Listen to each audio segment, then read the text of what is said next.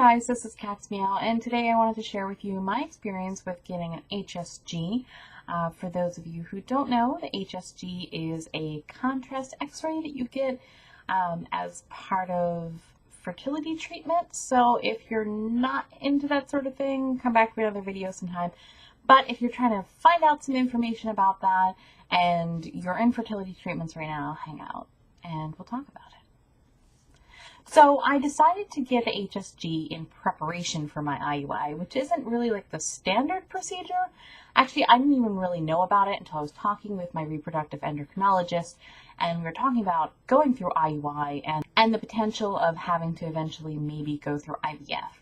And what my RE had said was usually what happens is you go through a couple IUIs, and if they're not successful, you would go and get this procedure called the HSG to see if there was blockages in your fallopian tubes or fibroids or some medical reason why the IUI wouldn't be working. At which point I asked, well, can I just get it before?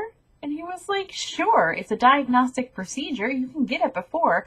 I was like, well, that's what I want to do. Because in my mind, I couldn't imagine going through multiple failed IUIs and just spending all that money and spending all that time and waiting and hoping and delaying things, and I just emotionally I cannot do that. So I did call and find out that the HSG was covered through insurance, and we went ahead and talked to the doctor about it. And what happened was my first day of my cycle, I had to call the RE's office and let them know that I had started my cycle, and then they went ahead and scheduled the HSG for day, I don't know, but I'm going to put it right here when I remember. So the procedure wasn't something that I could just do at my RE's office. It's something I had to go to an outpatient clinic for. But my RE was there to do the procedure when I got to that outpatient clinic.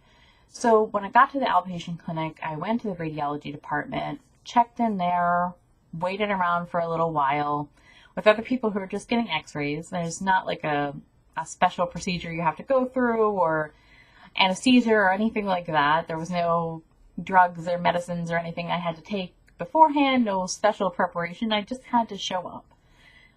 When they called me back, I just had to get in the gown like you would get in at the hospital if you're going for other radiology tests. And I got up on what was just a flat table, and they double checked to see if, I had the right cycle day that I was supposed to be on, and asked me to lay down. So what they did then was the radiology tech pulled over an x-ray machine, and it kind of like covered from like my sternum to like my, down below region. And the RE was positioned at the end of the table, and I had to put my knees up. Similar to like if you're getting a PAP, but there's no stirrups on this table, so you just have your feet flat on the table. And what the RE does then is they insert speculum so they can get a better view of the cervix. And then what they do is they had to clean the cervix. And why they do that a couple of times, my RE did it 3 times, was just to reduce the risk of infection. Because the next step is they actually insert like a long catheter into your cervix. And the catheter itself is very thin, but when they put it in, it kind of has like a balloon part on it. If you go online and search HSG catheter, you can see what it looks like. So they go ahead and put the catheter in, and then the RE injected a contrast dye. So he has the x-ray machine going so he can actually see the contrast as it's moving up into the uterus and hopefully out into the fallopian tubes. Now, if the fallopian tubes are blocked, it'll actually stay in the uterus, and there'll be like a higher contrast in that area. And if you search HSG X-ray online, you should be able to see what some pictures look like between like blocked fallopian tubes and ones that are open. And also maybe look for like ones that have fibroid, just so you can kind of know in advance, because at the end the doctor did show me, and I was able to like kind of know what was going on because I had seen pictures of what it looked like before. So the procedure itself wasn't necessarily painful. It was just kind of uncomfortable. Like especially the cervical cleaning was like really awkward. But I wasn't in more pain than if I had like a light cramp. I was actually like in more pain at the end of the procedure. So at the end, they pull out the catheter, and then you sit up and already kind of discuss the results with you. In my case, everything looked pretty good. There was no blockages or anything. There was no fibroids, which was fabulous and really exciting because I kind of went in there like hoping for the best, but kind of planning for the worst and thinking like, okay, what could I do in these different scenarios? Just so like mentally I wasn't like devastated if something went wrong.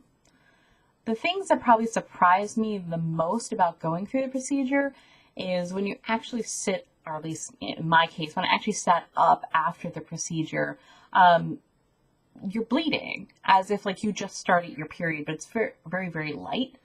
And I did not expect that. Like I hadn't read it anywhere. I hadn't like seen anybody talk about it online. So that was kind of strange.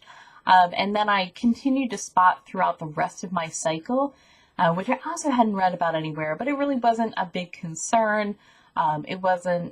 It didn't continue into my next cycle or anything like that, so it was okay. I wasn't in like the horrible cramping and excruciating pain. A lot of people reported that they were online after the procedure. I know some people have a really hard time with HSG.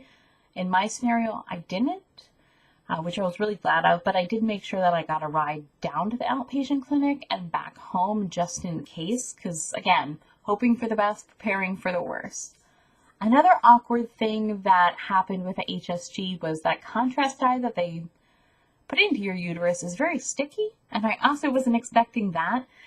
So I would really suggest if you're going for HSG, maybe bring some baby wipes or other wipes with you to just kind of clean up when everything's all over.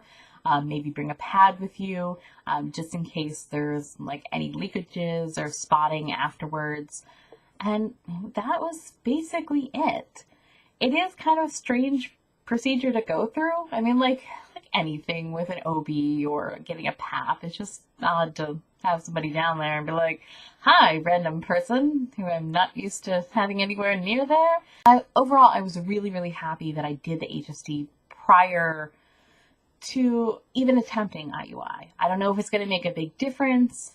I know some places online, people say like, oh no, you have a higher chance of things working with fertility treatments the month after HSG. I don't know if that's actually true or anything, but it gives me peace of mind knowing that I'm not going to be spending unnecessary emotion and time and money on IUIs that wouldn't work if there was an issue that could easily be determined by doing the HSG.